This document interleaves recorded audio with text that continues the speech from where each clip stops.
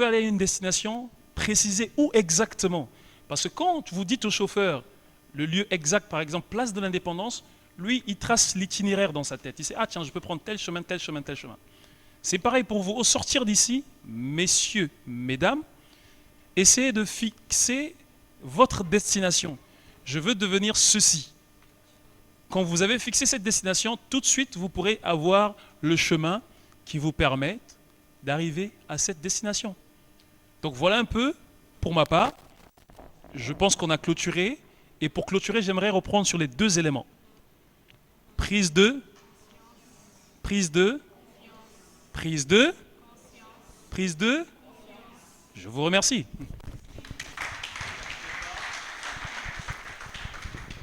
Ok, merci à Cyrus. On peut encore l'applaudir, s'il vous plaît. Alors, nous allons poursuivre notre programme. Je ne sais pas si par rapport à cette dernière intervention, vous avez des questions, besoin d'éclaircissement. C'est très clair, hein? Ok. Alors, c'est super. Donc là, en fait, nous venons de terminer notre première activité qui portait évidemment sur le choix de la formation après le bac. Donc c'est une première étape que nous venons de franchir et nous avons aussi parlé avec Ayoun des métiers de l'avenir et des métiers actuels. On a parlé de l'intelligence artificielle. Je vais nous demander, on va prendre un break d'environ 15 minutes et après nous allons revenir pour faire une session de workshop. On va voir ici, en fait, comment obtenir son premier emploi, les bonnes pratiques, le bon CV. Alors, très souvent, on croit que le bon CV, c'est la pile de diplômes ou la pile d'expertise. Ça dépend du niveau du poste auquel vous postulez. Et après, nous verrons en fait tout ce qui est beaucoup plus côté professionnel si on veut se réorienter, comment est-ce que l'on s'organise, comment est-ce que l'on fait le changement. Donc c'est ce que nous allons voir tout de suite après. C'est une démarche qui permet à quelqu'un de pouvoir se démarquer et se faire connaître.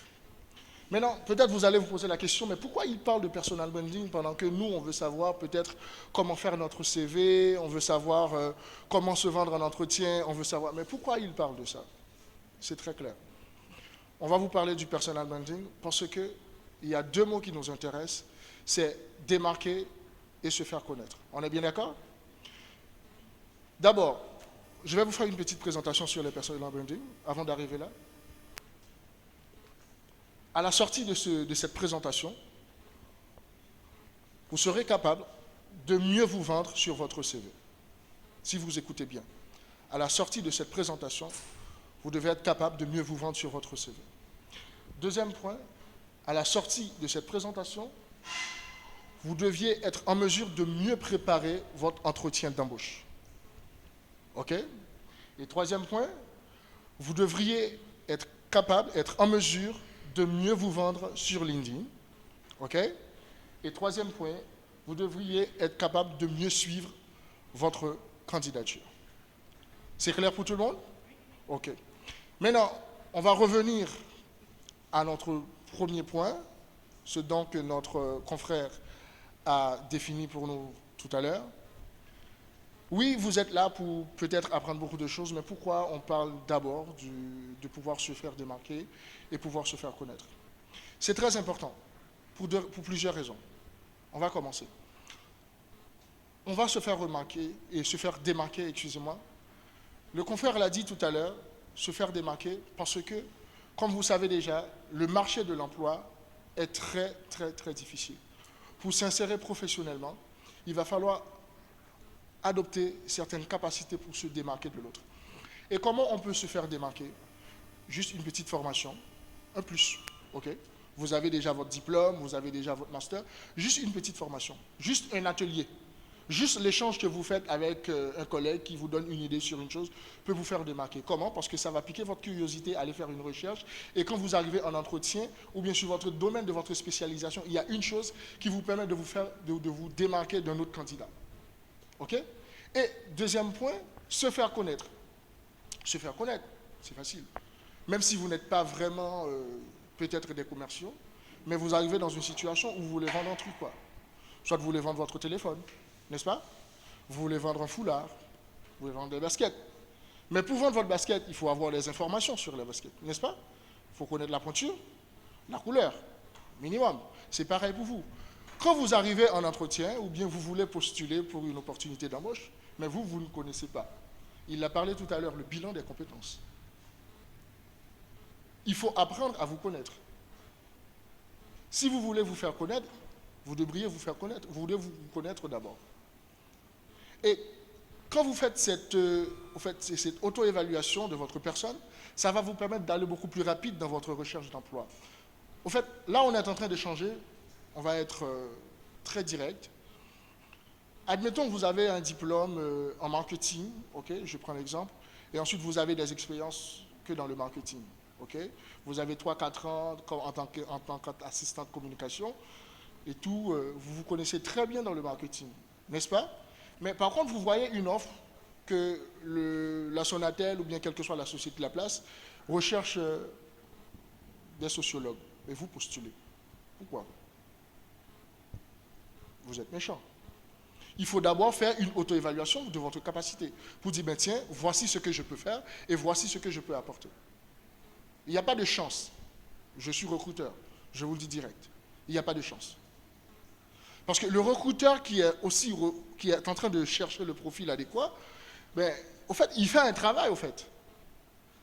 Ce n'est pas une question de donner la chance à X ou Z personne. Non, il est en train de chercher le profil qui rentre beaucoup plus en adéquation avec le profil du poste à pourvoir. Donc, il est très important, nous, quand on souhaite postuler à une offre d'emploi, on se dit, ben tiens, cette opportunité-là, je pense que je peux faire telle chose. Je pense que je peux faire vraiment des choses. On ne va pas postuler juste pour postuler parce que, voilà, je suis à la recherche d'une opportunité, c'est la société, mais est-ce que vous pouvez faire ce qu'on demande vraiment de faire dans la fiche de poste? Donc, on connaît ce qu'on peut faire et ensuite, on postule. C'est important pour plusieurs raisons, parce que vous allez perdre votre temps pour rien peut-être. Parce que le temps que vous perdez à envoyer votre candidature sur une opportunité, peut-être qu'il ne colle vraiment pas à votre compétence, vos compétences ou expériences, vous pouvez prendre ce temps pour aller sur les autres plateformes d'emploi pour chercher un profil qui rentre beaucoup plus en adéquation chercher un poste qui rentre beaucoup plus en adéquation à votre profil. Donc il faut, je vais répéter le mot que notre confrère a dit tout à l'heure, il faut avoir cette maturité professionnelle pour faire cette prise de conscience, pour dire, je sais que je peux au moins apporter les compétences et mon expérience sur la partie marketing dans telle ou telle société, parce que j'ai eu à travailler déjà. Mais vous ne pouvez pas avoir des diplômes ou bien des expériences dans un domaine et ensuite vous postulez pour un autre domaine. Sauf si, c'est très bien clair dans la fiche de poste, on demande quelqu'un qui n'a pas forcément de l'expérience. On est bien d'accord? Donc du coup, on fait une auto-évaluation. On fait une auto-évaluation de notre capacité, de nos compétences, et ensuite, on se vend sur le marché. On vient de parler pour le pourquoi, parce que je disais tout à l'heure, le marché de l'emploi est vraiment difficile. On ne va pas se mentir, l'offre et la demande est beaucoup, beaucoup, beaucoup supérieure à l'offre. Ce n'est pas pour vous faire peur, c'est pour vous donner la réalité. Donc, vous avez la chance, peut-être que moi, je n'avais pas, ou tant d'autres personnes, on n'avait pas, vous avez l'opportunité, ou bien vous avez l'opportunité d'être là, pendant que vous êtes en train de vous préparer pour vous lancer sur le marché professionnel, peut-être 3-4 ans après. Au moins, vous avez déjà une idée de comment vous préparer sur ce marché-là. Parce que, effectivement, peut-être les choses vont changer, peut-être les choses vont être beaucoup plus faciles, ce qu'on souhaite tous. Mais au moins, vous avez déjà une idée. Quels sont les premiers pas qu'il faut faire? C'est bon pour vous? Parfait. Donc, du coup, là maintenant, on va voir le comment. Il y a plusieurs manières. Le comment, on va commencer par le CV. Pourquoi le CV? Parce que le CV, c'est comme un passeport. C'est un passeport. Je peux dire ça comme ça. Quand vous devriez, quand vous souhaitez voyager, vous avez votre passeport. Si toutefois vous devriez aller dans un pays où il faut un passeport, ok, vous avez votre passeport. Le CV aussi, c'est votre passeport professionnel. Le recruteur qui est actuellement à la recherche d'un profil ne connaît pas forcément vos capacités. Ils ne vous connaissent pas. Il ne connaît pas monsieur, ils ne vous connaissent pas. C'est le CV qui va lui dire, ben tiens, cette dame-là peut effectivement répondre au profil du poste à pourvoir. Mais pour le savoir, il faut avoir un CV précis et concis. Est-ce qu'on peut répéter ces deux mots, s'il vous plaît? La précision et la concision. C'est très important. Je ne vais pas vous dire ce aujourd'hui, je ne suis pas un professeur, donc du coup je ne vais pas tenir un discours pour vous dire que le CV ne doit pas avoir 4 à 5 pages. Non, je ne suis pas dans cette logique. Il y a une situation où vous êtes trouvé dans une situation où vous trouvez des CV qui ont beaucoup plus de pages possibles. Mais on ne va pas trop en faire aussi.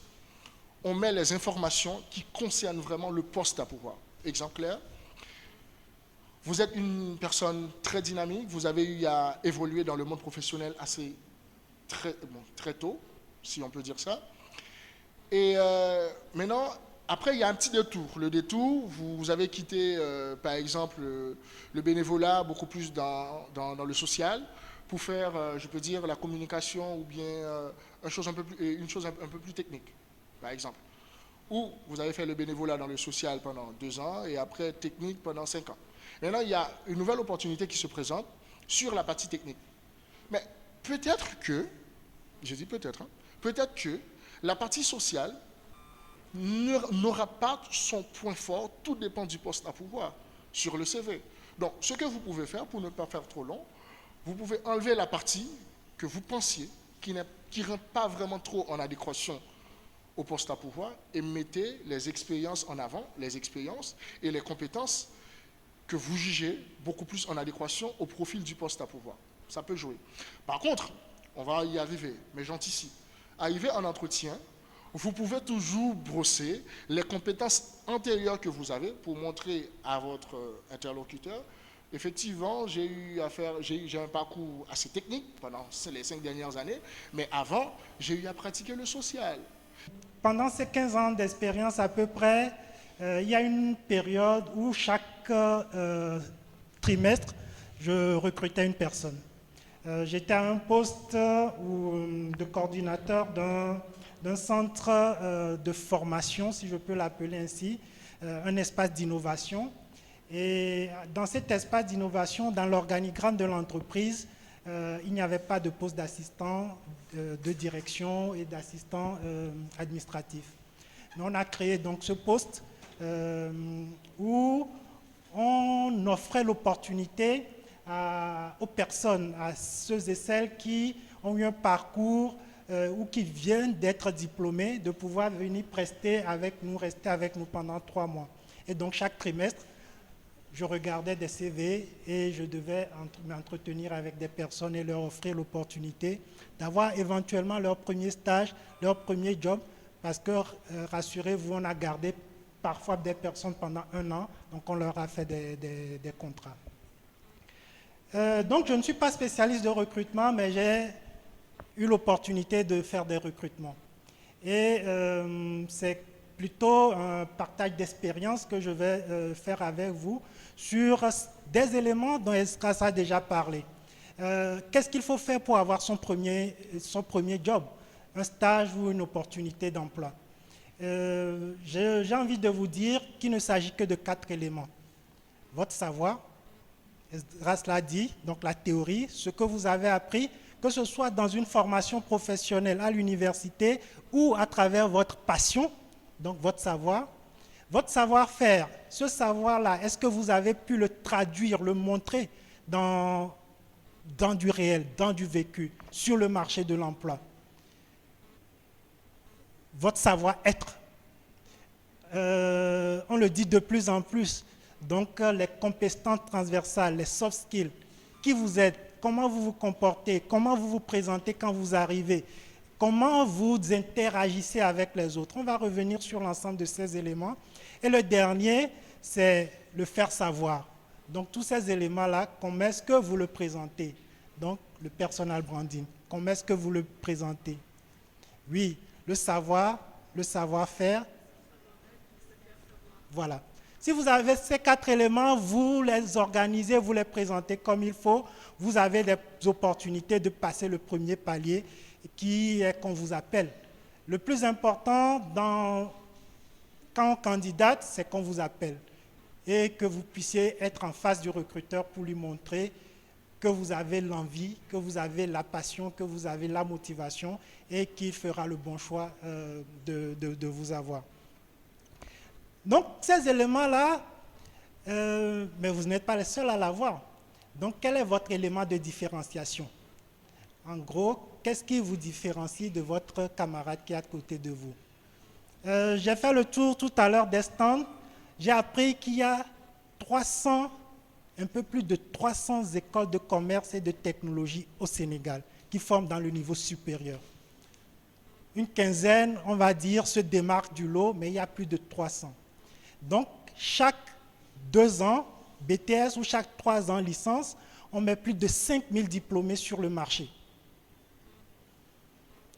Dans la même filière, dans la même école, vous serez autour de 300-500 à sortir de la même école et donc autour de 100 à avoir le même diplôme. Donc si moi, en tant que recruteur, Estras l'a dit, vous êtes 1000 à avoir déposé votre CV sur ma table, vous sortez avec tous diplômes, licence en marketing et communication. Qu'est-ce qui fait que je vous choisirai, vous, madame, et pas elle? Le personal branding est votre facteur de différenciation. Et donc, ce facteur de différenciation, ce qui vous rend unique devant le recruteur, vous devez cultiver ça pendant votre parcours. Des termes sont sortis, le volontariat, le bénévolat, la vie associative, les parcours complémentaires. Est-ce que vous trouvez le temps, vous vous accordez le temps pour aider l'association du quartier à tenir sa comptabilité ou à faire sa communication, si vous êtes diplômé de communication, à avoir une petite page Facebook et à l'organiser, etc. Cet élément, ça va être votre savoir-faire.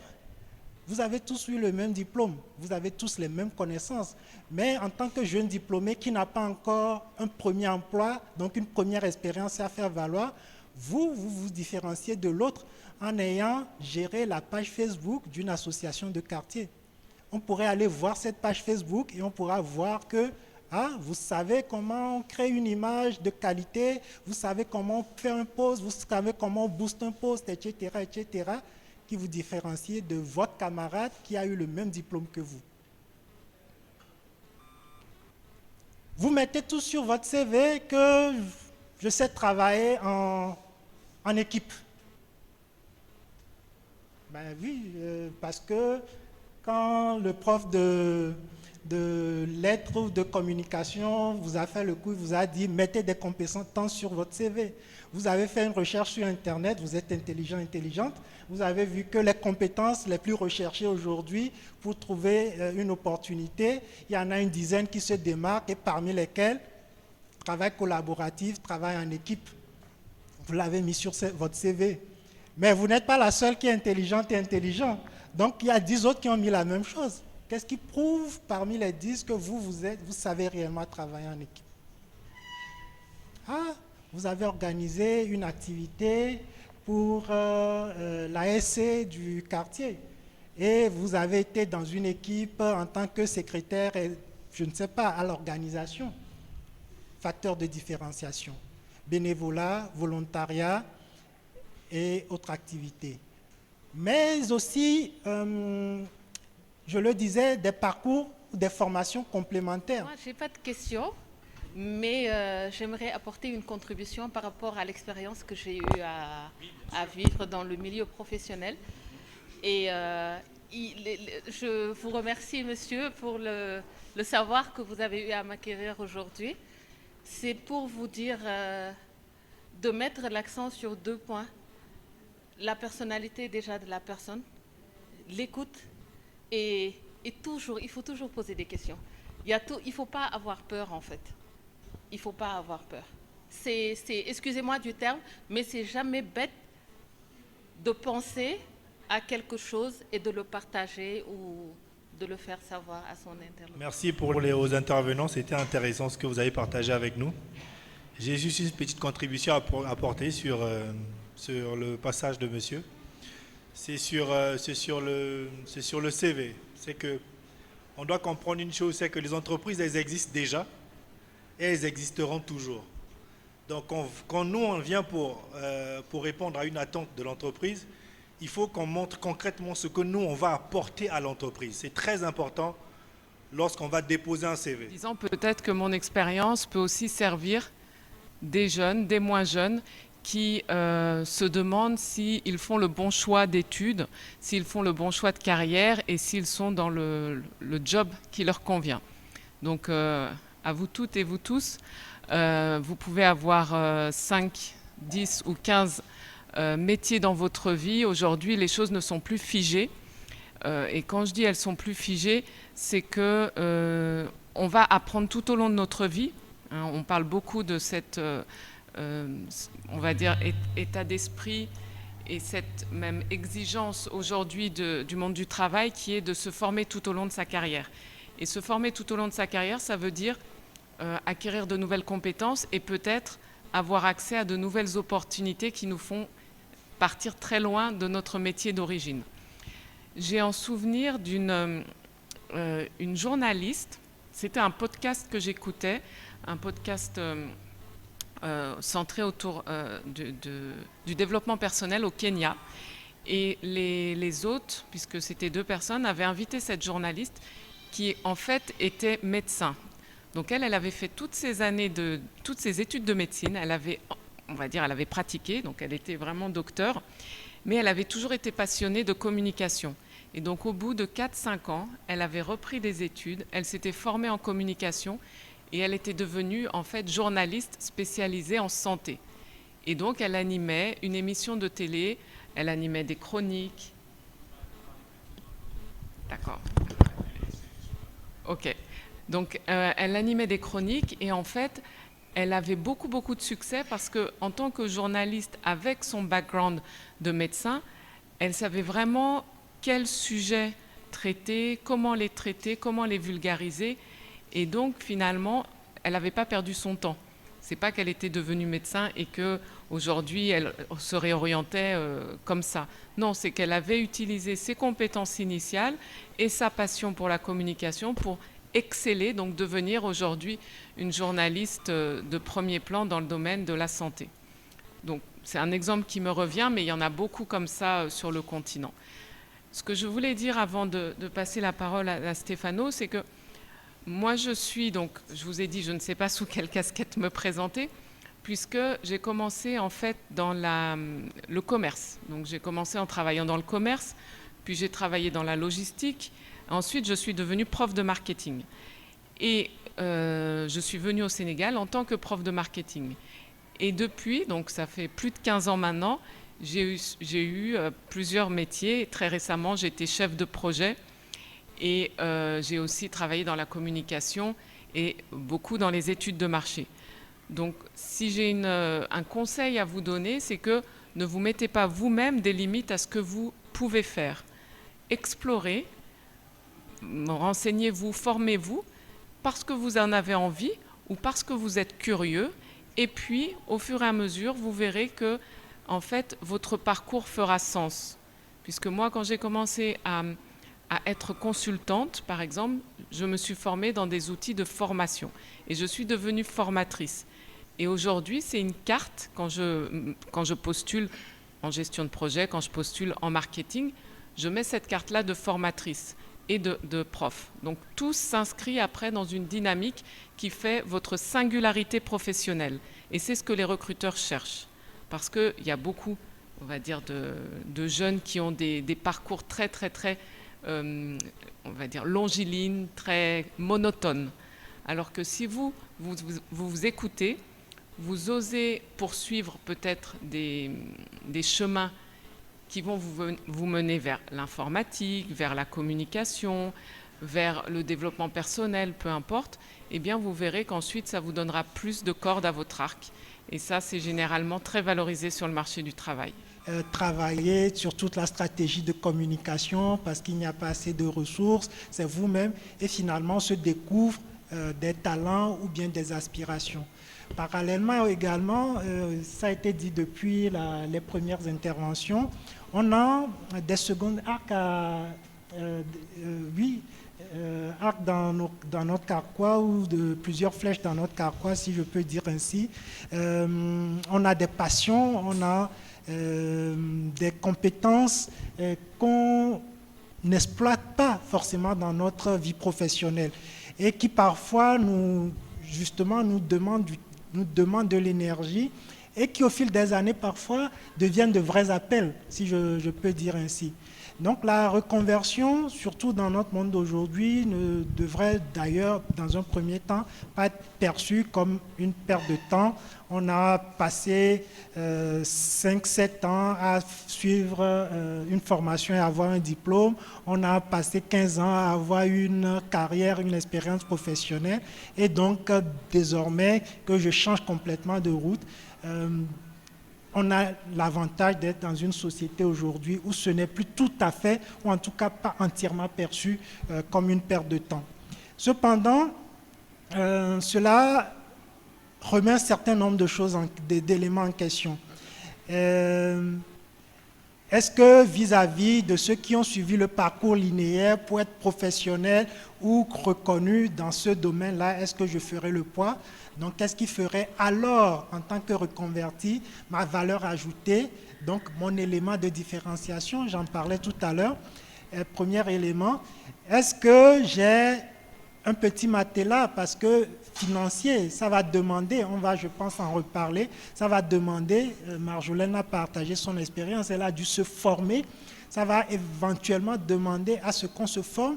Si c'est vers l'entrepreneuriat, à ce qu'on investisse en termes de temps, mais également de moyens pour développer son entreprise. Donc ça va vous demander à vous, votre famille ou votre entourage, un investissement éventuellement financier. Donc deuxième élément. Et troisième élément, ça va demander à ce qu'on vous reconnaisse plus ou moins. Si vous avez 15 ans d'expérience avec un diplôme à l'appui derrière vous, la reconnaissance peut sembler être facile quand on dépose une candidature ou quand on change juste d'entreprise, que quand on veut faire une reconversion où il faut se recréer éventuellement un carnet d'adresses, où il faut éventuellement se repositionner. Je pense qu'il y a donc ces trois éléments qu'il faut mettre dans la balance, évaluer concrètement et planifier. Et donc pour pouvoir donc aller vers une reconversion réussie. Alors, première impression positive. On est assez content parce que on n'a pas eu assez de temps d'organisation, mais pour le peu de temps qu'on a eu, vous voyez dans le fond, il y a quand même des écoles qui ont suivi, il y a quand même eu des élèves, quelques participants qui sont venus. C'est la première activité à l'international parce qu'on le fait dans différentes capitales. Donc la première étape c'était Dakar, on va aller dans d'autres pays, mais pour cette première édition, elle est pas mal. On n'a pas atteint tous nos objectifs, mais en termes de rendu, on a de la matière pour rebondir et revenir, on va dire, avec une meilleure affluence, avec plus d'exposants, plus de partenaires, plus de sponsors. Voilà. Alors, vous savez, c'est comme je le disais déjà il y a quelques jours et pendant le salon tout à l'heure, nous on répond à des problématiques ou à des préoccupations de certains des élèves, des étudiants, des professionnels. Et naturellement, constat avéré, nombreux ne connaissent pas les choix, ne connaissent pas les formations qu'ils veulent faire. Donc, lors de ce salon, nombreux ou nombreuses ont eu des réponses à leurs questions. Parce qu'on leur a donné des indicateurs, des façons de pouvoir trouver, des méthodes, on va dire, de pouvoir trouver leur école, de pouvoir trouver surtout leur formation. Et donc derrière, c'est aussi ça qui nous apporte une certaine satisfaction. Parce que s'il y a au moins une ou deux personnes qui trouvent une solution, nous, on est contents et ça nous donne plus de force pour la suite. Voilà. Problème de l'emploi au Sénégal, en Afrique en général, c'est une affaire de gouvernance aussi, vous savez. Et en plus de l'affaire de gouvernance aussi, il y a les responsabilités de la société civile ou des différents entrepreneurs. Nous, on apporte notre pierre à l'édifice. Pour ne pas que nos États continuent de former des éternels chômeurs, il en va aussi soit des écoles ou alors des écoles pour bien former leurs candidats, de telle sorte que lorsqu'ils sortent, ils sont les meilleurs sur le marché et ils sont employés tout de suite. De la part des entrepreneurs, comme nous autres dans la sensibilisation, de pouvoir mieux orienter en termes de best practice dans la recherche active de l'emploi. Donc régler le problème définitivement, c'est une symbiose, comme je viens de le dire. Symbiose de responsabilité, autant pour l'État d'une part. Donc l'État doit justement attirer plus d'investisseurs pour permettre qu'il y ait plus d'offres. Et parce que les demandeurs, généralement, la demande est supérieure à l'offre. Donc plus on va avoir des investisseurs, plus on pourrait vivre le plein emploi. Mais vous savez, c'est une grosse question. Hein. C'est une grosse question. Et il ne faut pas jeter la pierre d'une part à l'État. Il faut que tous, d'un commun accord, chacun pour sa part de responsabilité, puisse faire ce qu'il a à faire pour que justement, non seulement le taux de chômage diminue, ou alors qu'on vive le plein emploi, mais aussi que voilà, les élèves ou les étudiants trouvent les solutions à leurs problématiques. Voilà. Prochaine étape, Douala et Brazzaville. On a normalement le samedi prochain, on doit faire Douala, et samedi de la semaine prochaine, Brazzaville.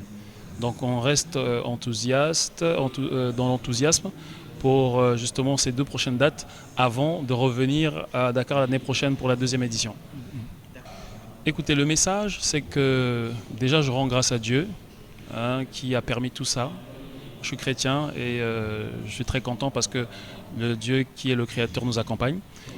Donc je remercie aussi nos différents partenaires, City Media qui nous a aidés dans l'organisation et la sensibilisation, Yegle TV, on vous remercie de tout cœur d'avoir été parmi les partenaires de cette édition, Jocolabs Sénégal, toutes les personnes qui se sont déplacées, les différentes écoles qui justement nous ont fait confiance pour cette première édition, on les remercie chaleureusement et nous pensons que c'est une belle histoire d'amour qui débute, tout en leur disant que c'est main dans la main, ensemble, que nous pouvons réussir.